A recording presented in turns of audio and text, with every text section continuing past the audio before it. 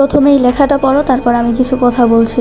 ভাই শুরুটা তোমরা করো, কিন্তু আমরা উত্তর দিলেই আমরা টক্সিক। সিরিয়াসলি কি বলছো তুমি? 30 বছরের বুড়োর সাথে 25 বছরের একজনের তুলনা? আগে বুঝে কথা বলো। বিটিএস মেম্বাররা 30-এ গিয়েও যেভাবে পারফরমেন্স করে, ডান্স করে, স্টেজ কাঁপায়, সেটা অনেক 20-25 বছরের আইডলের পক্ষেও সম্ভব না।